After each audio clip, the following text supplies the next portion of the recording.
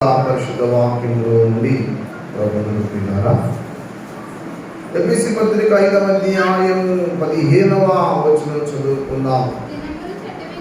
ఎఫెసీయులకు పౌలు గారు రాసిన పత్రిక ఉత్తరం అంటారు, పత్రిక ఉత్తరం అంటారు. 5వ అధ్యాయం 15వ వచనం, దినములు చెడ్డవి కనుక మీరు సమయమును పోనీయక సద్వినియోగం చేసుకొనొచ్చు, అజ్ఞానుల వలె కాక జ్ఞానుల వలె నడుచుకున్నట్లు జాగ్రత్తగా చూచుకోండి. ఇందు నిమిత్తము మీరు అవివేకులు కాక ప్రభువు యొక్క చిత్తమేమిటో గ్రహించుకున్నది, మరియు మద్యముతో మత్తులై ఉండకూడి దానిలో దుర్వ్యాపారము కలదు. అయితే ఆత్మపూర్ణులై ఉండుడి, ఒకరినొకడు కీర్తనలతోనూ సంగీతములతోనూ ఆత్మ సంబంధమైన పాటలతో హెచ్చరించు, మీ హృదయములలో ప్రభువుని గురించి ఆడించు, కీర్తించు. మన ప్రభువు అయిన యేసుక్రీస్తు పేరట సమస్తము గురించి తండ్రి అయిన దేవునికి ఎల్లప్పుడూ కృతజ్ఞతాస్తుతులు చెల్లించు. క్రీస్తునందు హృదయంలో ఒకరినొకడు లోబడి ఉండు. ప్రభునందు ప్రియులారా, ఎఫెసీ సంఘానికి పౌలు గారు రాస్తూ చాలా విషయాలు చెప్పుకుంటూ వచ్చి, ఒక అద్భుతమైన సంఘంలో ఉన్న బిడ్డలు లేదా క్రీస్తు ప్రభువు దగ్గరికి వచ్చిన వారు లేదా ఈ లోకంలో ఒక ఉన్నతమైన జీవితం జీవించాలని ఆశపడ్డ వారు ఎలా బ్రతకాలి, ఏ రీతిగా ఉండాలనే దానికి ఒక 5-6 రకాల నడకలు చెప్పాడు ఎఫెసీ పత్రికలో. ఎలా నడవాలి, ఎలా నడిస్తే నువ్వు బాగుంటావు, ఎలా నడిస్తే నీకు మంచి సాక్ష్యం ఉంటుంది, ఏ రీతిగా నడిస్తే నీ జీవితం ప్రకాశవంతం అవుతుంది, ఏ రీతిగా నడిస్తే నీ జీవితంలో మేలు పొందుతావు, ఏ రీతిగా నడిస్తే నీ ఇతరులకు వెళ్తావు అంటావు అనేది దేవుని యొక్క వాక్యంలో స్పష్టంగా ప్రభువు చెప్పాడు. ఈ రోజుల్లో యవనస్తులు వాళ్ళకు ఉపయోగం లేకుండా తయారయ్యారు, ఎవరికి ఉపయోగం లేకుండా తయారయ్యారు. ఏ రీతిగా తయారవుతున్నారంటే వాళ్ళకి ప్రయోజనం లేదు. అలాగని చెప్పి ఒక 10 మందికి ఏమైనా రక్షణ మార్గం చూపిస్తున్నారంటే వాళ్ళకి అది లేదు. ఎక్కడ పడితే అక్కడ నేను దారంట వెళ్ళేటప్పుడు చూస్తూ ఉన్నాను, యవనస్తులు సెల్లలు పట్టుకొని ఆ సెలల్లో మునిగిపోయి అలా జీవిస్తున్నారు. సెల్ల కంపెనీ వాడికి ఏమో డబ్బులు బాగా వస్తున్నాయి, దేశంలో ఉన్న పిల్లలేమో సర్వనాశనం అయిపోయారు. జ్ఞానం సంపాదించవలసిన వయసులో అనారోగ్యం సంపాదించుకుంటున్నారు, దాని దగ్గరే కాలక్షేపం చేస్తున్నారు, దాంతోనే జీవిస్తున్నారు. పుస్తకం తిరగేసి 4 అక్షర ముక్కలు నేర్చుకుందామనే విధానం ఉంది. సెల్ ఫోన్లో నా జ్ఞానానికి సంబంధించిన విషయాలు చూస్తే పర్వాలేదు, కానీ వ్యర్థమైన వాటిని చూస్తూ కాలక్షేపం చేస్తున్నారు. నాట్ ఓన్లీ యంగ్ పర్సన్స్, చిన్నలు పెద్దలు అందరూ కూడా ఎలాగయ్యారంటే దాంతోనే ఏదో వాక్యం వస్తుంది విన్నాం, తప్పులేదు. ఎవరో దైవజనుడు మంచి వాక్యం చెప్తున్నాడు, విందాం, వినాలి. ఎందుకంటే వాక్యం వినడం ద్వారా విశ్వాసం బలపడుతుంది. అలాగే మంచి మంచి సంగతులు చదవటం ద్వారా ఏదన్నా మనకు తెలియంది, మనకు కొనుక్కోలేని పుస్తకం ఉందనుకోండి, దాని గురించి మనకు ఏదైనా విషయం తెలియాలి, అప్పుడు నెట్లో మనం సెర్చ్ చేసి జరుగుతుంది. అట్లాంటివి ఏదన్నా భవిష్యత్తు తరాలకి మంచి జ్ఞానము అందించాలనే దృక్పథంతో ఎదిగే యవనస్తులు కూడా లేరు. నెక్స్ట్ జనరేషను బహు ఘోరంగా దారుణమైన భ్రష్టత్వానికి వెళ్ళిపోతుంది. ఇప్పటికే అయిపోయింది. టీవీలో వచ్చే చెత్త, సెల్ ఫోన్లో వచ్చే పనికిరాని దృశ్యాలు, ఏంటో 4 గోడల మధ్య జరిగే విషయాలు కూడా నెట్లో పెడుతూ ఉన్నారు. భార్యాభర్తలు రహస్యంగా గడిపే సమయాన్ని కూడా నెట్లో తీసి పెడుతున్నారంటే ఎంత సిగ్గులేనితనంకి వెళ్ళిపోయారో చూడండి. ఎంత దారుణంగా తయారయ్యారు ఎవరసు. అట్లాంటివి చూస్తూ మనసును చెడుపుకొని జీవితాన్ని నాశనం చేస్తూ ఉన్నారు. కుటుంబాలే పాడైపోతూ ఉన్నాయి. నాలెడ్జ్ సంబంధించిన పర్సన్స్ ఇప్పుడు నెక్స్ట్ తక్కువైపోవచ్చు బహుశా. ఇదివరకు ఎవరైనా అవనవసరం ఒక అబ్బాయిని అడిగితే ఏం చదువుతానంటే నేను ఆస్ట్రోనాట్ అవుదాం అనుకుంటున్నాను అనుకో, నేను ఒక సైంటిస్ట్ని అవుదాం అనుకుంటున్నాను అనుకో, లేదంటే ఒక లెక్చరర్ని అవుదాం అనుకుంటున్నా అనే వాళ్ళు ఇప్పటికీ కొద్దిమంది ఉన్నారు. ఎక్కడో కొద్దిమంది ఉన్నారు కానీ అసలు వాళ్ళు చదువు మీద కానీ దేని మీద కానీ దృష్టి పెట్టకుండా ఉన్న వాళ్ళు ఉన్నారు. ఆ కిటికీ తలుపుంది గాలి వస్తుంది. దేని మీద కూడా దృష్టి లేకుండా అసలు ఏం చూస్తున్నారో ఎందుచేత చూస్తున్నారో అర్థం కాకుండా తయారయ్యారు. యవనస్తులు పుస్తకాలు తీసి, అందుకనే పుస్తకాలు అమ్మటం కూడా సేల్ చేసి కూడా ఆ పుస్తకాలు అమ్మే విషయంలో కూడా ఏముందంటే ఇప్పుడు చాలామంది పుస్తకాలు కొంటారు. బైబిల్ ఎలాగైతే క్రైస్తవులు వంటలేదో చాలామంది ఈ రోజుల్లో బైబిల్ కూడా తక్కువ అమ్మడవుతున్నాయట. ఒకసారి ఒక మెసేజ్ పెట్టారు Bible society of India, next Bible print చేయడం కష్టం అవ్వచ్చు. ఎందుకంటే ప్రతి వాడు సెల్ ఫోన్ క్యారీ చేస్తున్నారు కానీ బైబిల్ క్యారీ చేయలేదు. భ్రష్టత్వానికి ఇదంతా పరాకాష్ట. భ్రష్టత్వానికి ఇదంతా కూడా ఒక నాంది అనుకోవాలి. దినములు చెడ్డవి కనుక మీరు సమయమును పోనీయక సద్వినియోగం చేసుకొనొచ్చు. అజ్ఞానుల వలె కాక, అంటే అర్థం ఏంటంటే సమయాన్ని దుర్వినియోగం చేసేవాడు అజ్ఞాని అవుతాడని అర్థం. సమయాన్ని వృధాగా గడిపేసేవాడు జ్ఞాని ఎవడు? అజ్ఞాని అవుతాడు. లోకంలో మనుషులను రెండు రకాలుగా విభజించవచ్చు. ఒకటి జ్ఞానుల సమూహము, రెండవది అజ్ఞానుల సమూహం. జ్ఞాన సమూహము, అజ్ఞానుల సమూహం అనేది రెండు రకాలు. జ్ఞాన సమూహం ఏమవుతుందంటే జ్ఞానాన్ని సమకూర్చుకుంటారు, సంపాదించుకుంటారు. జ్ఞానం ఎక్కడ దొరుకుతుందో నేర్చుకుంటారు. బుద్ధిమంతులు మొట్టమొదటి బుద్ధిమంతుడు చేసే పని ఏంటంటే పాతాళం తప్పించుకుంటాడు.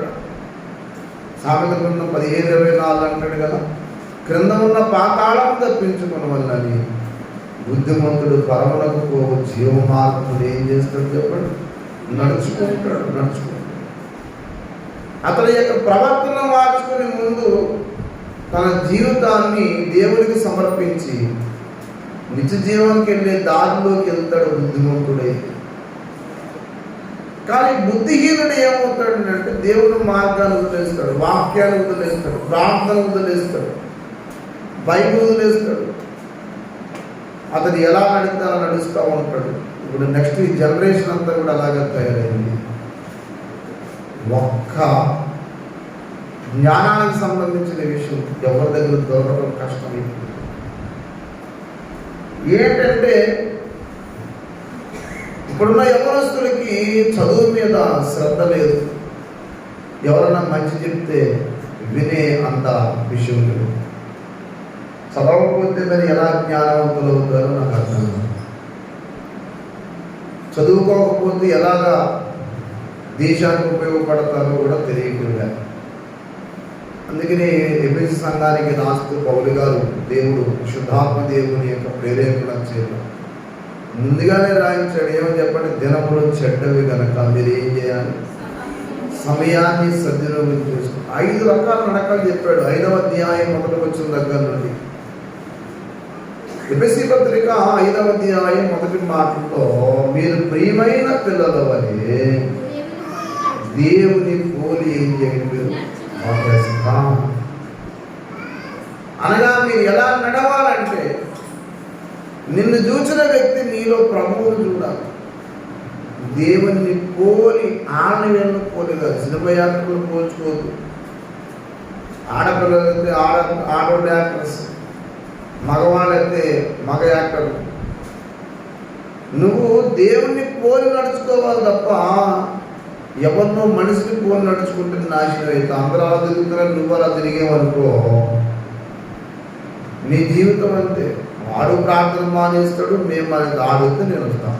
ఆ నరకానికి ఎంత ఆడుతుకొని వెళ్తాం నరకానికి. వాడిస్తే నేను వస్తాను, వాడు తింటే నేను తింటాను అంటే అది నీ జీవితం బాబు, నువ్వు చూసుకోవాలి. కొంతమంది ఎవరన్నా వెళ్తున్నారు లేదో ప్రార్థన చూసి బయలుదేరుతారు. కొంతమంది ఎవరెవరినో చూసి ఏం చేస్తారంటే ప్రార్థన మానేస్తారు, ఇంట్లోనే ప్రార్థన చేసుకుంటూ ఉంటారు. ఆన్లైన్లో వాక్యం అంటే తప్పేం కాదు, వినొచ్చు. అదే క్షణంలో దేవుని మందిరానికి వెళ్ళవలసిన సమయంలో దేవుని మందిరానికి వెళ్ళాలి. చర్చికి వెళ్ళడం మానేసి నేను సెల్ ఫోన్ పెట్టుకుని చూస్తున్నానండి అయ్యారు. నాకేమీ చర్చికి వెళ్ళకపోయినా పర్వాలేదండి. ఇంకొకటైతే ఏమన్నాడు, మేస్టారే ఒక ఆయన పిల్లలకు బుద్ధి చెప్పవలసిన వాడే ఆ మహానుభావుడు అయితే ఏమన్నా తెలుసా, నేను చర్చికి వెళ్ళాను కదా, నేను ఇంట్లోనే కూర్చుని సెల్ ఫోన్లో వాక్యం వినేస్తాను, నాకు నచ్చినది అంత ఎదుర్కొంటా ప్రభు సార్ రక్తం పెట్టుకుంటాను అంటే అర్థం ఏంటంటే అతను స్వనీతి పరుడు. నేను అక్కడ ప్రార్థన చేస్తూ ఊరుకుంటాను అంటూ మరి భయపెచ్చు. ఏ సేవకుడు మాత్రం బాగున్నాడు, అతను చెడిపోయినాడే అంటే మరి ఈ పెద్ద పవిత్రుడు అన్నట్టు. స్కూల్లో పిల్లలు సరిగ్గా పాఠాలు చెప్పడు, స్కూల్లో పిల్లలు ఎప్పుడు పట్టించుకోడు, ఎప్పుడు డబ్బులు లెక్కెట్టుకుంటూ ఏం కొనాలి అది కొనాలి చూసుకుంటాడు. ఏ పిల్లల సంగతి ఏంటి, అసలు ఈ పిల్లలు ఎలా చదువుతున్నారో పట్టించుకున్నాడు. పనిహిమాన్ని స్వనీతి పరుడు ఎలాంటి వాళ్ళు చాలా మంది ఉన్నారు. కొంత టీచర్లు వాళ్ళ పిల్లలేమో ప్రైవేట్ స్కూల్లో చదివిస్తారు, ఈ పిల్లలు వీళ్ళు గవర్నమెంట్ స్కూల్ ఉద్యోగం చేస్తూ వాళ్ళు ఎదుర్కొంటున్న పిల్లలు చదువు చెప్పరు. తెలుసు నేను చదువు చెప్పమని అందుకే ఆ పిల్లలు ప్రైవేట్ స్కూల్లో వేస్తాను. ఏంటి కారణం ఏంటంటే వీళ్ళనే కమిట్మెంట్ లేదు, వీళ్ళనే దాంట్లో లేదు. చాలా దుర్మార్గులండి, శాపగ్రస్తులు. గవర్నమెంట్ దగ్గర నుంచి పిల్లల మీద వంకెట్ నువ్వు జీతం తీసుకుంటున్నప్పుడు ఆ జీతానికి దగ్గర పని చేయాలి. అంతేగాని ఎవరు చూడొచ్చండి అండి, అవసరమైతే బయోమెట్రిక్ పని చేయకుండా చేసి పడతాం.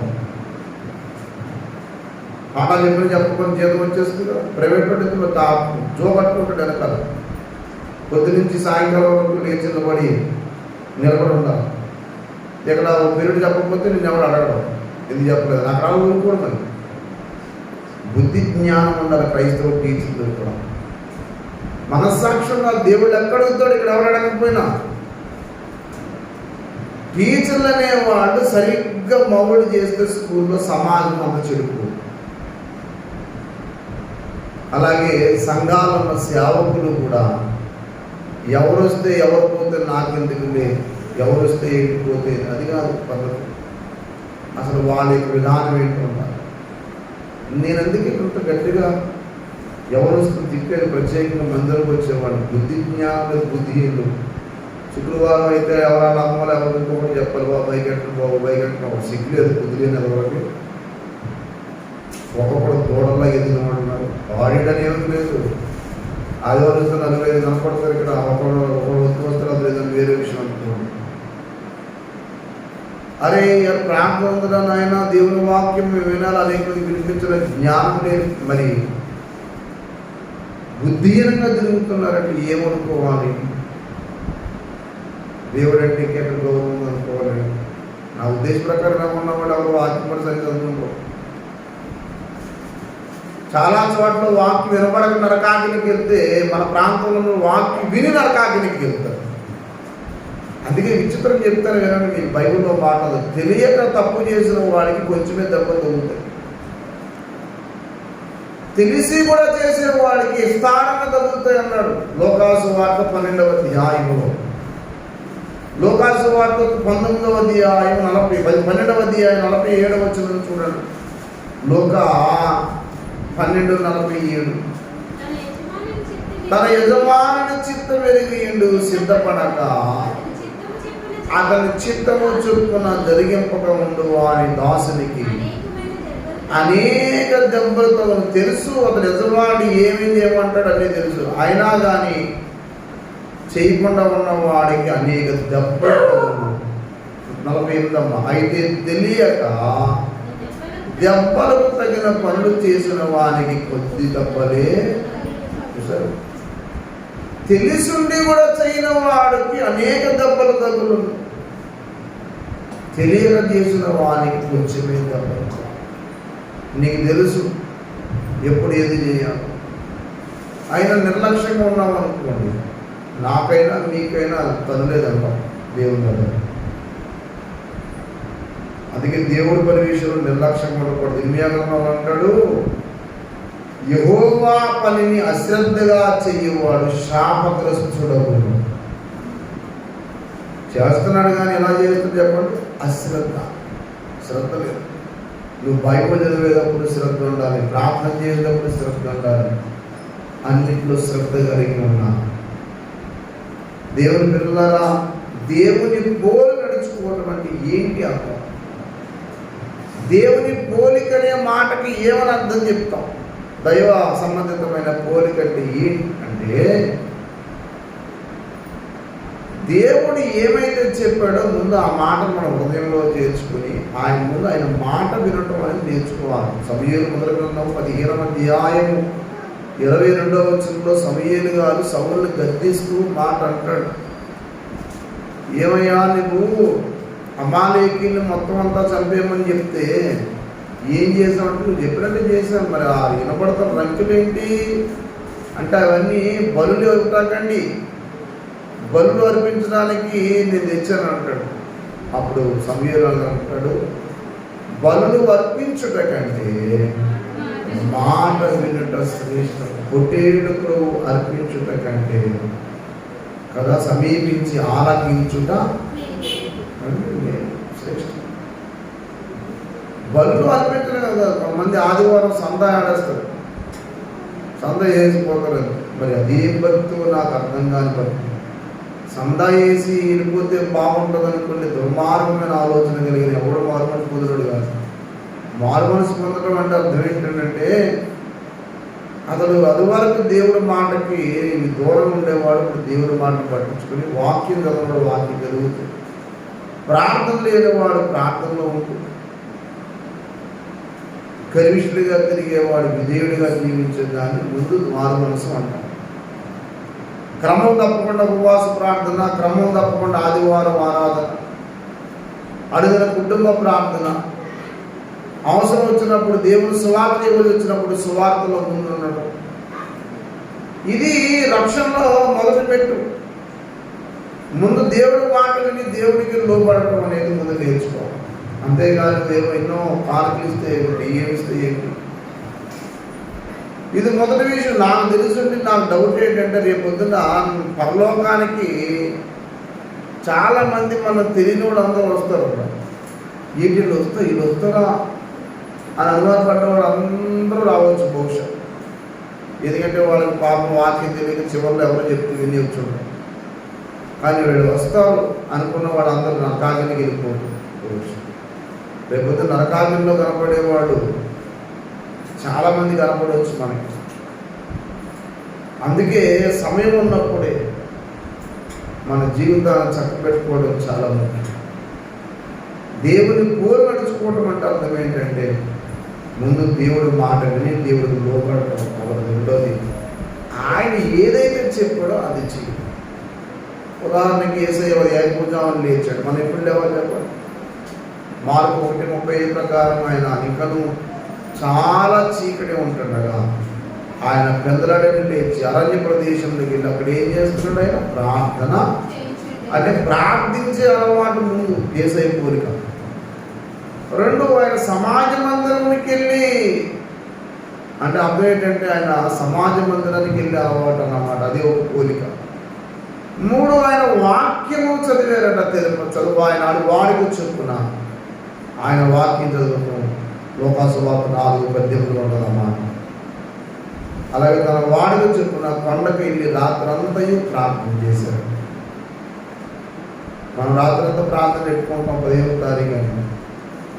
నేనేదో ప్రార్థన పని వెళ్ళిపోతాను, నేను రాకపోతే మీరు రాను. మీరేమనుకుంటారంటే ఆయన వద్దు మనం బాగుండదు, ఆయన రాకపోతే పాస్టర్ రాకపోతే మనం ఏం చేస్తాం. ఇప్పుడు రేపు పొద్దున్న భగవత్ పాస్టర్ గారు తీసుకెళ్ళలో దేని ఖాళీ అయితే ఎప్పుడు ఉండదు.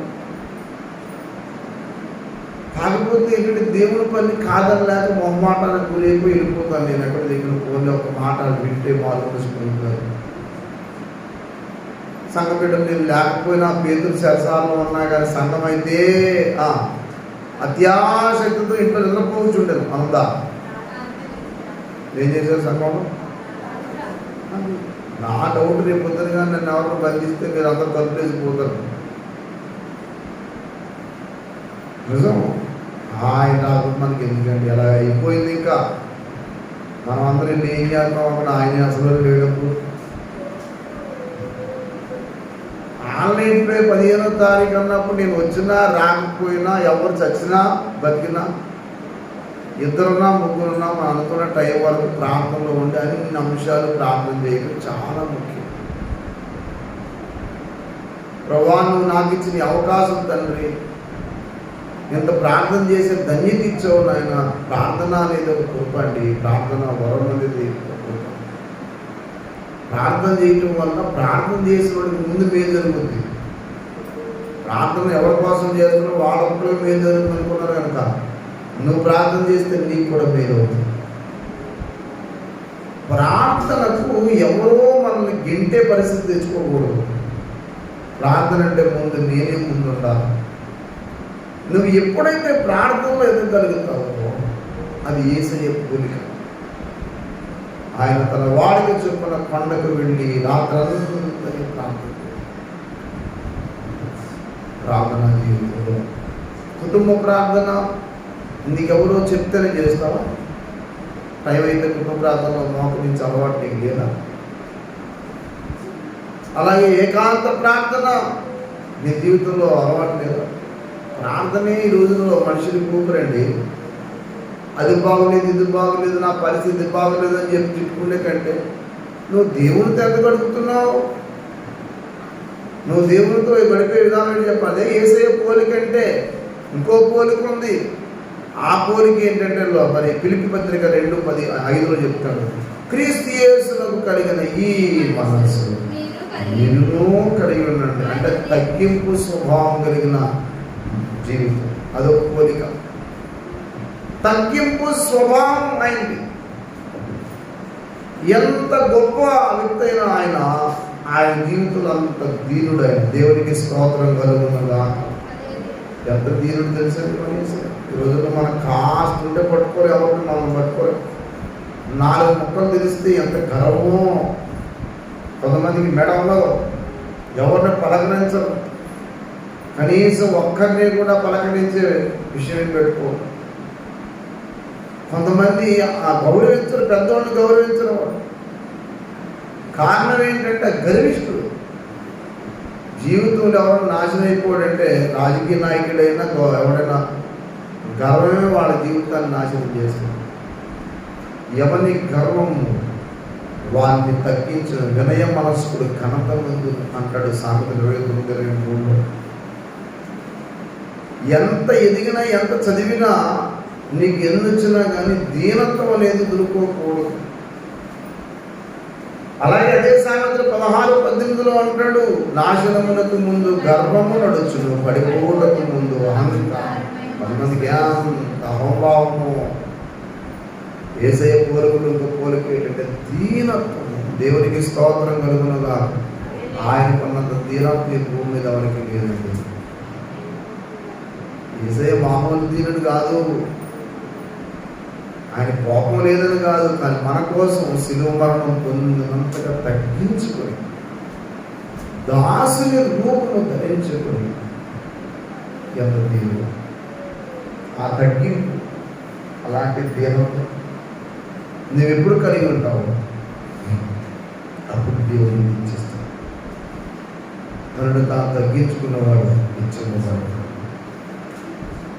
నీ దీనత్వము నీ చేతకాంతనం అనుకున్నావు కదా. చాలామంది ఏమనుకుంటారంటే మనం తగ్గితే చేతకాంతం అనుకుంటారండి. మన దీనత్వం చేతగాంతనం కాదు, ప్రభువుని కనపరుస్తుంది. చాలామంది ఏమనుకుంటారంటే మన దీనం అయిపోయింది కాబట్టి చేతగానుడు ఏమనుకుంటారు. మన తగ్గింపు చేతగానతనం కాదు, అది దైవత్వం యొక్క లక్ష్యం. నువ్వు తగ్గించుకుని ఏదైనా పని చేస్తున్నావు అంటే అర్థం ఏంటంటే దేవుని కనపరుస్తున్నావు అని అర్థం. తగ్గించుకుని ఇంటికి వెళ్తున్నావు అంటే అర్థం ఏంటి అంటే నీకేమి లేదని కాదు. అక్కడ వాళ్ళు ఏమన్నా సరే వెళ్తున్నావు, సువార్త కోసం వెళ్తున్నావు, రక్షణ కోసం వెళ్తున్నావు అంటే ఏంటి అర్థం అంటే నీకు పౌరుషం లేదని కాదు, నువ్వు చేతగా వ్యక్తులు కాదు, ఆ ఆత్మ కోసం తగ్గించుకున్నావు. అందుకే ఆత్మ విషయమే దీనులైన వారు ధన్యులు, పరలోక రాజ్యం వారు. అందరిది కాదు.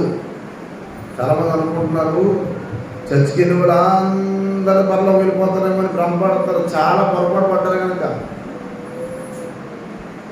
చాలా మంది ఏమనుకుంటున్నారంటే చర్చికి వెళ్తున్నాం కాబట్టి పరలోకి వెళ్ళిపోతున్నాం అని చెప్పి ఇష్టానుసారంగా జీవిస్తున్నారు. కొంతమంది తాగేవాడు తాగుతున్నాడు, తిరిగేవాడు తిరుగుతున్నాడు. ఏంటంటే ఆదివారం వెళ్తున్నారు. అందుకని చాలా మందిరాల్లో ఆదివారం పొలమని బంధువులా ఉంటారు, పొలమని అంతా ఉంటారు. పొద్దుల మంది అంతా ఉద్దేశం పొందలేదు కాదు, పొలమని బాగా వెళ్ళిపోతుంటారు. కానీ మిగతా ప్రార్థన రోజు మాత్రం కనబడదు. ప్రార్థన దినం మందు నువ్వు ఎప్పుడైతే ప్రార్థనకి ముందు ప్రాధాన్యత ఇస్తావో అప్పుడు గొప్పైపోతుంది. నేను ఒక మాట దాఖలు చెప్తున్నానండి, భక్తి జీవితంలో మీరు యథార్థపరులు అనే మాటకు అర్థమేంటి తెలుసా మీకు? నిన్ను ఎవరు చూసినా చూడకపోయినా మీ ప్రార్థనా సమయాన్ని దేవునితో గడిపినప్పుడు నువ్వు ఒక ఉన్నతమైన వ్యక్తి. అందరి ముందు పేదరాలివి, పేదవాడు, కానీ దేవుని దృష్టిలో ఉన్నతమైన వ్యక్తి. దేవునికి స్తోత్రం. దేవుని బిడ్డలారా, యేసయ్య మాదిరి ఏంటంటే దీనత్వం. ఇంకో మాదిరి ఉందయింది, రోదనతో ప్రార్థన చేశాడట, ఆయన కన్నీళ్లతో ప్రార్థన చేశాడట. ఎబ్రీ పత్రిక 5వ అధ్యాయం దయచేసి 8వ వచనం చూడండి. ఎబ్రీ పత్రిక 5:8. ఎబ్రీ పత్రిక 5వ అధ్యాయం 8వ వచనం. ఆయన కుమారుడై ఉండి తాను పొందిన శ్రమల వల్ల విధేయత నేర్చుకునేను, పొందినవాడై క్రమములో చేరిన ప్రధాన యాజకుడిని దేవుని చేత పిలువబడి నిత్య రక్షణకు కారకుడయ్యాడంటే. ఎవరికమ్మా? 5వ వచనం కూడా చూడండి, 5:5 చూడండి.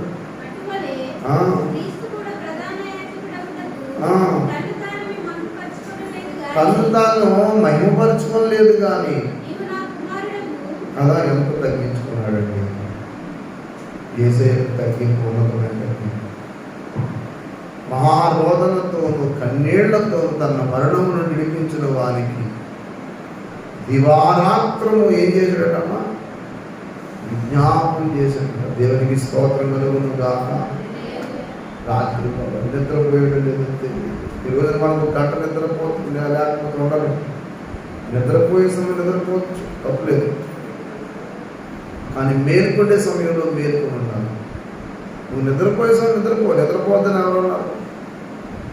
నిద్ర కూడా చాలా ముఖ్యమే మన శరీరానికి. కానీ అస్తమానం నిద్రపో, అనవసరం నిద్రపో.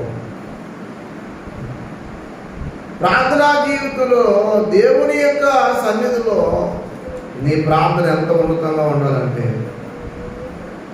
దేవుని యొక్క తగ్గింపు నీలో స్పష్టంగా కనపడాలి. అది విధేయత అనేది ఆయన మాదిరి, ఆయన కోరిక. ఇలా చాలా ఉన్నాయి. అందుకని ఒక ఇంటికి మనం బైబిల్ అడుగుతూ ప్రార్థన చేయడానికి వెళ్ళామంటే అర్థం ఏంటంటే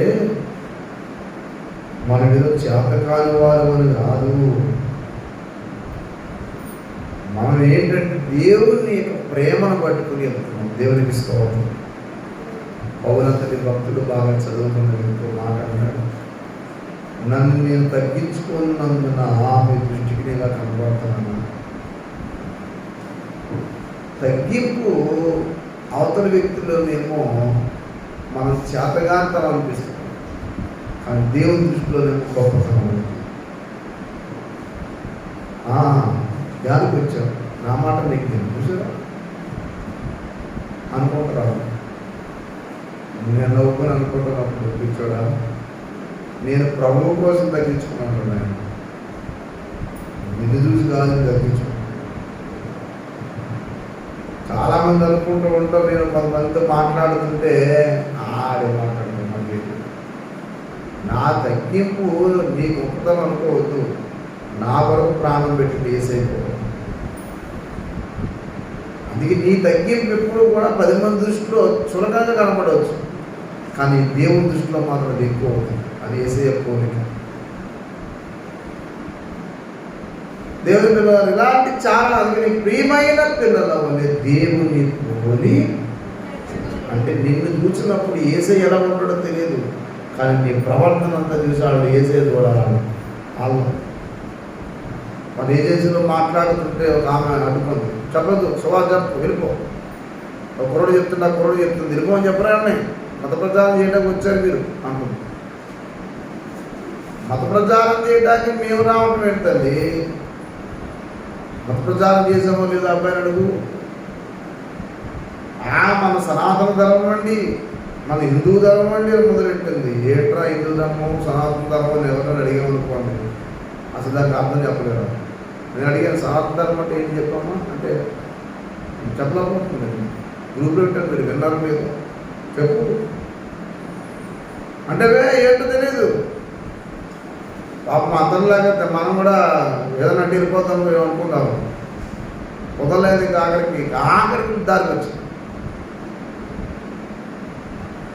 నిన్న మొన్న 2 రోజుల క్రితం కోటము శివుడు బొమ్మ దగ్గర అందకళాకారులు పాటలు పాడుకుంటారు రోడ్డు మీద. ఈ కేడిఆర్ అనే ఒక కేడిగాడు ఉన్నాడు. ఆడి కేడిఆర్ ఆడి ఇంకా గుడ్డోళ్ళదు, ఒక పనికి మాలిన మూడు. వాళ్ళు అక్కడ పాటలు పాడుకుంటుంటే సెల్ ఫోన్ ఎట్టి రికార్డ్ చేస్తూ అక్కడ పోలీసులు వారు ఉంటే పోలీసు వారు ఉంటే దగ్గరికి వెళ్ళి, ఏసారి ఇక్కడ పాటలు పాడుతున్న మీకు కనపడలేదా చూడండి, ఇక మన బొమ్మ దగ్గర పాటలు పాడుతున్నట్టే గుడ్డి పనికి మాలిన వాడు కాకపోతే, గుడ్డి రాసుకెళ్ళి కాకపోతే వాడు కేడిఆర్ అనేవాడు అందులో రోడ్డు మీద పాట పాడుకుని వాళ్ళు జీవితంలో వాళ్ళ బ్రతుకులో ఏదో వాళ్ళు జీవించడానికి పాటలు పాడుతున్నారు. అది క్రైస్తవ ప్రచారం అంటాడికి. పచ్చకామల్లో వాడికి లోకమంతా పచ్చగా ఉన్నట్టు వీడొక పనికి మాలను చెడిపోయిన కళ్ళెట్టుకొని అందులో పాటలు పాడుకుంటే వీడికి నొప్పి ఏంటో నాకు అర్థం కాదు. దేశమంతా వీడేమైనా కొన్నాడా? రోడ్డు మీద ఎక్కడన్నా పాడుకున్న హక్కు అందరికీ ఉంది, నువ్వు వాడుకొని నవ్వడొద్దు అన్నాడు. కేటిగా అనేవాడు అసలు ఆయన అడిగేవాడు ఎవడు ఉన్నాడు లేదో అర్థం కాదు. కానీ ఆడికి ఇంకా నాకు నిండా 30-40 సంవత్సరాలు ఉంటాయి ఉండవు అర్థం కాదు. ఇక్కడ పాట కూడా మత ప్రచారం. మళ్ళీ కింద వాడు చెప్పుకుంటూ సపోర్ట్ చేయండి అని ఫోన్పే అడ్రస్లు, బ్యాంక్ అడ్రస్లు ఇవ్వడం పని. నీకు డబ్బులు సంపాదించుకోవడానికి సిగ్గులు వచ్చలేదనుకుంటాడు ఇలాంటి వాడు. యేసు ప్రభు సువార్త అనేది దేశాన్ని నాశనం చేయడానికి ఏంటన్నా? యేసు ప్రభు సువార్త అనేది దేశాన్ని పాడు చేయడానికి చెప్తా అనుకుంటున్నారు. ఊరు కూడా ఉన్న చోట ఉండి దేవుని యొక్క మాట ఎందుకైనా పడుతుందో బుద్ధి తెచ్చుకున్నారు. ఎందుకు ఆమె శిక్షణ గురించి చస్తావు, అది చచ్చి పురుగులు పట్టి దాస్తారు. కారణం ఏంటంటే రోడ్డు మీద అందులో పాపం పళ్ళు లేవు, నీ మీద కేసు పెడతామని వాళ్ళు బెదిరించడం. ఏడు పెట్టి చూస్తా ఎలా పెడతాం, ఇక్కడ గాలు చేసుకున్నారా? ఊరుకుంటుంటే పాపం వచ్చి క్రైస్తవులు ఏమి చేతకానని అనుకుంటున్నాడు. వీడు కేడిఆర్ అనేవాడు ఒకడో, ఆడెవడు ఒప్పుకున్నాడు, ఓంకార్ అనేవాడు ఒకడో, లల్దీడో. ఈ మధ్యకాలం నేను కర్రోడు తగ్గాడు కొంచెం. కరుణాకర్ సిగ్గులు అనేవాడు, సిగ్గులేని ఆడుకోవడం, లలిత్ కుమార్ అనేవాడు ఒకడు. వీళ్ళందరూ క్రైస్తవుల మీద పడి బైబిల్ పడి ఆడటం తప్ప మా గ్రంథాల్లో ఇదని చెప్పడం అవుతాను అనమాట. మా గ్రంథాల్లో ఇదని చెప్పుకున్నా కొంచెం మీకు ఏమన్నా దమ్ము సత్తా దేశాన్ని బాగు చేసే విషయం ఏదైనా ఉందంటే, బాబు తాగేవాళ్ళు తాగంటారా నాయన, అన్యాయం చేసేవాడు అన్యాయం చేయకంటారా, వ్యభిచారం చేసేవాడు వ్యభిచారం చేయకంటారా, మోసం చేయకంటారా, మాకిలాగా ఫోన్పే నెంబర్లు ఇచ్చి డబ్బులు దొంగకోకుండా అని చెప్పడరా మీకు అంత ఉంటే.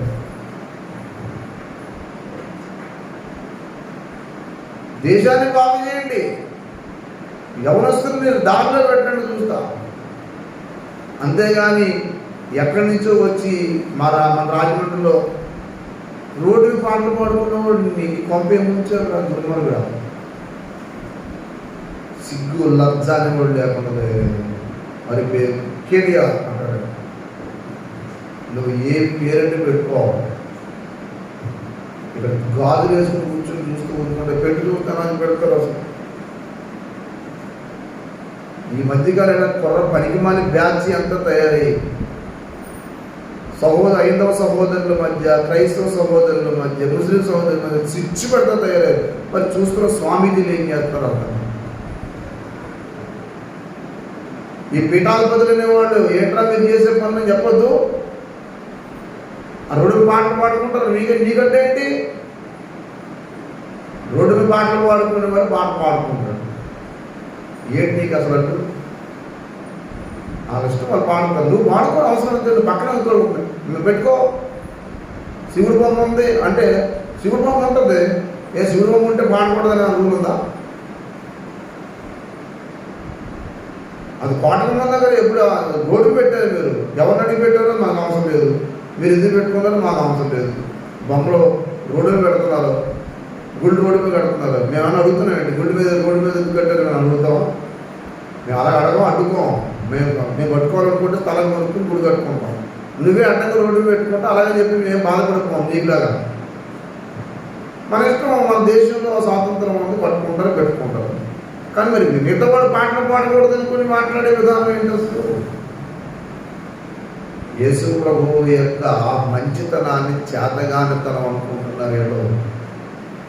అందుకే ప్రేమగలడు అంటే మేము ఏం చేసినా పర్వాలేదు అనుకునే తయారవుతున్నారు. జాగ్రత్త, దేవుని యొక్క శిక్షకు గురవుతే నేను ఎవరికి లేపలేను. దేవుని పిల్లలారా, ఆయన కోరిక ఎందుకు మాట చెప్పానంటే, ఏం చేసినా నాన్న అంటుంది. నేను మాట్లాడి సార్ మిమ్మల్ని కాదు సార్, చాలామంది వచ్చి ఆమెకి ఒక డబ్బులు అడుగుతున్నారండి. ఏమో అడిగారో లేదో మనకు తెలియదు. నా దగ్గర అది చెప్పాలన్నా నా దగ్గర గెలవలేక మాట్లాడలేక అలా చెప్పిందేమో. ఏంటో ప్రతివాడు సనాతన ధర్మం అని చెప్పి ఒక విషభేదం ఏంటో సనాతన ధర్మం చెప్పండి. సనాతన ధర్మంలో మాట ఏంటంటే సత్యమునే పలక. సనాతన ధర్మం చెప్పనే తప్ప అసలు సనాతన ధర్మంలో ఏముందో చెప్పడం ఒకడు. ఏంటంటే మనుషులు అమాయక హృదయాల్లో విషం పోయినారు. దేవుని పిల్లలారా, దేవుని సన్నిధికి వస్తున్న మనం సంపూర్ణ రక్షణ భాగ్యము పొంది యేసయ్య పోలికలు నడవడం ఏంటంటే ఆ తగ్గింపు కలిగిన మొదటిది. రెండవది యేసయ్య పోలిక దేవుని పోలి నడవడం. రెండవది ప్రేమ కలిగి నడుచుకోండి అన్నాడు 2వ వచనం 5:2. అటువంటి క్రీస్తు మనల్ని ప్రేమించి పరిమళ వాసనగా ఉండుటకు మన కొరకు తను బలిగాను అర్పణగాను దేవునికి ఏం చెప్పండి అప్పగించుకున్నాం. అలాగే మీరు ప్రేమగా నడుచుకోండి. ఆ మాట చెప్పి ప్రేమ అనే మాట ఎందుకనంటే, ప్రేమ అనే మాటలో త్యాగం ఉందండి. ప్రేమ అనే మాటలో త్యాగం ఉంటుంది. ఒక వ్యక్తిలో ప్రేమ ఎప్పుడైతే ఉంటుందో త్యాగం చేస్తుంది. అవతల వ్యక్తి కోసం ఎంతన్నా కష్టపడతారు, ఎంతన్నా శ్రమిస్తారు, ఎంతన్నా ఖర్చు పెడతారు, ఏదైనా పోగొట్టుకుంటారు. యేసయ్య చేసిన పని అదే. మనిషిని ఎంత ప్రేమించాడు తెలుసు, ఆయన ప్రాణమే పెట్టాడు. ప్రతి ఒక్కరు రక్తాన్ని కోరుకున్నారు కానీ రక్తం ఇవ్వడానికి ఒప్పుకోలేదు. యేసయ్య ఒక్కడే ఏం చెప్పడము, మన కొరకు ప్రాణం పెట్టిన దేవుడు. దేవునికి స్తోత్రం. రోమపత్రికలో అంటాడు 8వ అధ్యాయంలో, మన ఎడల ఆయన ప్రేమ ఎలా అవుతుంది, మనం ఇంకా భక్తిహీనమై ఉంటుండగా యుద్ధ కాలము నందు క్రీస్తు భక్తిహీన కొరకు చనిపోయి, మనం ఇంకా పాపులమై ఉండగా మన కొరకు చనిపోయింది. That is the love of Jesus. అది అఫెక్షన్ అంటే ఎంత ప్రేమ అంటే యేసయ్యకు మనుషుల్ని మార్చి పరిశుద్ధపరిచి దేవుని సందులో నిలబెట్టారు. దేవుడున్నారా మరి దైవ సందులో దేవుని యొక్క సందుకు వస్తున్నారు. మనము ప్రేమ కలిగి నడుచుకోవాలి. ప్రేమ అనేది చాలా ముఖ్యమైన విషయం. ప్రేమ లేకపోతే వ్యర్థం అవుతాం. ప్రేమ అనేది లేకపోతే ఎంత చేసి అంత నిష్ప్రయోజనం. కొంతమందికి మాటల మీద పెదాల మీద ప్రేమ తప్ప క్రియల్లో ఉండదు. అందుకే మాటతో గాక సత్యముతోనూ క్రియతోనూ ప్రేమించము అంటారు. సత్యముతోనూ క్రియతో అనే మాట ఎందుకు అన్నాడనంటే ప్రేమ అనేది అలా ఉండాలని యోహాను రాసిన మొదటి పత్రిక 3వ అధ్యాయంలో 17వ వచనంలో మాట్లాడారు. ఎదుటి వ్యక్తి ఇబ్బందుల్లో ఉన్నాడన్న సంగతి తెలిసిండి కూడా నువ్వు పట్టించుకోకపోతే ప్రేమ కాదంటాడు. కాబట్టి దేవుని బిడ్డలారా, దేశాన్ని ప్రేమించడం అంటే బాబు నీకు నచ్చులను ప్రేమించడం కాదు, నీకు నచ్చకపోయిన ఎదుటివాడి యొక్క పరిస్థితిని బట్టి ప్రేమించడం. హిందూ మతం ఊదరగొట్టి ఎదుటివాడి మీద విషం ఊరు పోయటం అది ప్రేమ కాదు. దేశాన్ని ప్రేమించడం కాదు, సమాజాన్ని నాశనం చేయడం. ఈ కీడియాలు సినిమాకారు ఇలాంటి అందరూ చేసే పనులు అయ్యాయి. సమాజాన్ని నష్టం చేయడానికి తయారయ్యారే తప్ప సమాజాన్ని బాగు చేయడానికి కాదు. ప్రేమ అనేది నీకు ఎవరు నేర్పలేదు తెలియదు, యేసయ్య నేర్పించాడు. దేవునికి స్తోత్రం కలుగునుగా. యేసయ్య ప్రేమ మామూలు ప్రేమ కాదండి. ఈ లోకంలో అందరూ మంచోళ్ళు ప్రేమిస్తే నశించిన దాన్ని ప్రేమించి, పాడైపోయిన వ్యక్తిని ప్రేమించిన దాన్ని. అది రెండవది. మూడవదిగా అదే ఎఫెసీ పత్రిక 5:9 అంటాడు, వెలుగు సంబంధుల వలె నడుచుకోండి. అనగా నువ్వు చీకటి కార్యాలు చేయకూడదు. యేసయ్య దగ్గరికి వచ్చిన తర్వాత మళ్ళీ త్రాగి, మళ్ళీ సిగరెట్లు కాల్చి, మళ్ళీ చీకటి పనులు చేస్తే వెలుగు సంబంధం పెట్టి నువ్వు చీకటి సంబంధి. చీకటిలో ఉండి అలాగ నరకాగ్నికి వెళ్తావు. చాలామంది ఏమనుకుంటారంటే నా డబ్బులు నేను దాగుతున్నానండి, నన్ను ఏంటంటే నేను ఎవరిని అన్యాయం చేస్తున్నా. బాబు నీ శరీరాన్ని పాడు చేసి అప్పు నీకు లేదు నాయన. ఎందుకంటే దేవుడు ఈ శరీరం నిర్మాణం చేసుకున్నాడు.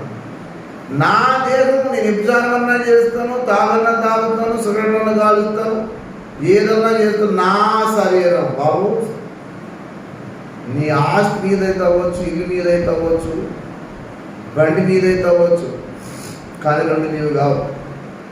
ఒకటి నీ ప్రాణం నీది కాదు, రెండోది నీ దేహం కూడా నీది కాదు. నీ దేహము నీ ప్రాణము దేవుని వశం బాబు. చాలామంది ఏమనుకుంటారంటే నా ప్రాణము నా దేహము నాది అనుకుంటారు. అందుకే నా ప్రాణమా తినుము తాగుము అన్నాడు. నా ఆస్తి నా పుట్లు నా పొలము అన్నాడు. నా ఆస్తి నా పుట్లు నా పొలం అన్నాడు. కానీ ఎన్నదే పులోలో నా ప్రాణం అనేసి ఎదురువాడ. ఈ రాత్రి నీ ప్రాణాన్ని అడుగుతున్నారయ్యా, నువ్వు సంపాదించింది ఎవరవుతాయి అని. కారణం ఏంటంటే అంత సంపాదించారు కానీ అతను ఏమనుకున్నాడంటే నా ప్రాణం అన్నాడు. ప్రాణం మంద కాదు, నా కాలగతులు దేవుని వశం అన్నాడు 31వ కీర్తన 15. మన ప్రాణము లేదా మన కాలము మన గతి దేవుని చేతుల్లో ఉన్నాయి. ఇది మర్చిపోకూడదు. కాబట్టి అందుకే వెలుగు సంబంధుల మీద నడుచుకోండి, చీకటి పనులు చేయకండి. నేను తాగుతాను సార్, ఆదివారం చర్చికి వెళ్ళి కాలు వేసుకుంటాను సార్, సంఘ పెడతాను సార్, సందా పడతాను, సందాలు ఎక్కడతాను సార్ అంటే నరకాగిరి పోతావు. చీకటి పని చేసేవాడు ఎప్పుడు వెలుగులోకి వెళ్ళడు, అంటే పరలోకానికి వెళ్ళడు. పరలోకం వెలుగు, నరకం చీకటి. అందుకే వెలుగు సంబంధుల వలె నడవండి. వెలుగు ఫలము సమస్త విధములైన మంచితనము, నీతి, సత్యము దాంట్లో కనపడతాను. మంచితనము, నీతి, సత్యం. నీతిగా అనీతి పనులు చేయటం, అవినీతి పనులు చేయటం మంచిది. 4వ నడక జ్ఞానుల వలె నడుచుకున్నట. ఎలా ఉండాలి చెప్పండి? జ్ఞానంగా నడుచుకోవాలి. సంసారం ఎలా చక్కబెట్టుకోవాలి, కుటుంబాన్ని ఎలా చక్కబెట్టుకోవాలి, పిల్లల్ని ఎలా పెంచాలి. నేను స్మారకూటానికి వెళ్ళాను. నేను ఆ కుర్రాడు చిన్నవాడే పెళ్ళైన ఇద్దరు పిల్లలు సడన్ చచ్చిపోయాడు. నేను చాలాసార్లు వెంటాడు చెప్పాను, అరే బాబు నువ్వు చేస్తున్న తప్పు, ఆరోగ్యం చెడగొట్టుకుంటున్నావు, జీవితంలో చాలా నష్టపోతావు, జాగ్రత్త అని చెప్తే పోనండి అన్నయ్య గారు అన్నాడు తప్ప ఇలా జీవించాలనుకోలేదు. ఏ ప్రయోజనం? పెంట మీద కుక్క బతుకున్నట్టు బతికాడు ఆ రూమ్లో. ఆ రూమ్లోకి వెళ్తే నాకే అసలు ఒక్కటి సరిగ్గా లేదు, ఒక దుప్పటి కానీ ఒక ఇల్లు కానీ సరిగ్గా లేదు. పోయి కొంతమంది త్రాగుబోతులు చూస్తే నాకు అనిపిస్తుంది, అసలు ఎలా బ్రతుకుతున్నారు ఇలా. అది ఇంట్లో ఆడవాళ్ళు ఇసిగిపోతారు, ఆ ఓసనకి భరించదు. ఏంటో కొంతమంది, నాకు ఎప్పటికీ డౌట్, పంది ఎంత మురుగులో తిరుగుద్ది కానీ సారా తాగదు. పంది ఎంత మురుగులో తిరుగుద్ది కానీ సుట్లు కావాల్సింది, ఎప్పుడు సిగరెట్లు కావాల్సింది. మరి మనిషికి ఆ సారా, ఆ సిగరెట్లు సుట్లు అంటది ప్రేమ. అంత అసహ్యమైన బ్రతుకు మనిషి అక్కడే బ్రతుకుతాడు. జ్ఞానం లేని జీవితం. అందుకే వెలుగు సంబంధం నడుచుకోవడం ఉండే కాదు, జ్ఞానంగా నడుచుకోమంటారు. జ్ఞానం వల్ల నడుచుకోండి, అజ్ఞానంగా తిరగకండి. అజ్ఞానంగా తిరగడం వల్ల జీవితం నాశనం. అందుకని అక్కడ మాట అంటాడు, దినములో చెప్పే సమయాన్ని ఏం చేసుకోవాలి? సెల్ ఫోన్ చూస్తూ చూడు, తప్పులేదు. ఏం చూడాలనుకుంటున్నావు? నీకు కావాల్సిన జ్ఞానానికి సంబంధించిన పనికి వాళ్ళు అన్నీ చూస్తూ కూర్చుంటే ఏమని చూసుకో. రెండవదిగా అక్కడే చెప్పాడు, సమయాన్ని సద్వినియోగం చేసుకోవడం చాలా ముఖ్యం. సమయాన్ని దుర్వినియోగం చేసుకుంటే నష్టపోతుంది. కాబట్టి దేవుని పిల్లలారా, రాత్రి గుర్తుపెట్టుకోండి, దేవుని సన్నిధిలో ఎలా నడుస్తున్నావు? లోపల నడుస్తున్నావు. అజ్ఞానం రావడం, జ్ఞానం రావడం. ఇంకో మాట చివరి 6వ నడక చెప్పేది, ఆత్మ పూర్ణులై వాక్ ఇన్ స్పిరిట్ అంటాడు. మద్యంతో మత్తులై ఉన్నప్పుడు అందులో దుర్వ్యాపారం ఉంది. దుర్వ్యాపారం అంటే పాడైపోయే వ్యాపారం జీవితం. దుర్వ్యాపారం అన్నాడు. కొంతమంది జీవితంలో ఒక గమ్యం లేకుండా బ్రతికేసుకుని ఉంటాడు. నీ జీవితంలో అలా బ్రతకదు. త్రాగుడు, పనిపాలేషన్ చేసి మద్యముతో మత్తులై ఉండదు అన్నాడు. వాక్యం చెప్పాడు. కొంతమంది అంటారు, తాగొద్దని వాక్యం ఎక్కడ ఉందండి? మరి తాగనుందా? ఒకడు చెప్తుంటాడు తాగొద్దని ఎక్కడ సార్ అంటే తాగుతాడు, ఎవరు పోతాడు? కొంతమంది అంటారు, మా వాడు చాలా మంచోడండి బాబు అంటాడు. ఏంటి మంచోడు అంటే తాగుతాడంట. ఒక్క తాగుడు అన్నమాట తప్ప మిగతా విషయం అంత మంచోడండి. అది మంచోడండి. యాపిల్కాయ ఉందండి, కాయ ఎంత రంగు ఉందండి, లోపలంతా పుచ్చుందండి అంటే కాయ చాలా మంచిదా?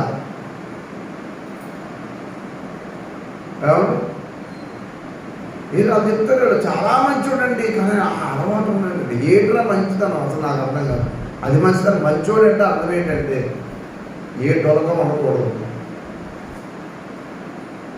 చాలామంది చిత్రంగా మాట్లాడుతుంటారు, మా వాడు చాలా మంచోడండి, కాకపోతే ఆ సిగరెట్ తాగడం వాడు తప్పండి. ఇంక మంచోడే నాకు చెప్పారు బాబు అనుకుంటున్నావు. అలాగని ఆ నరకాగ్ని వెళ్ళే మంచోడు. దేవుని పిల్లలారా, నీ జీవితంలో ఒకవేళ ఎంతవరకు నువ్వు సరిగ్గా నడవకపోతే ఇప్పుడు సరిగ్గా నడుపుతావు. ఆత్మలో నడవండి, ఆత్మతో నడవండి, పరిశుద్ధాత్మతో నింపబడండి.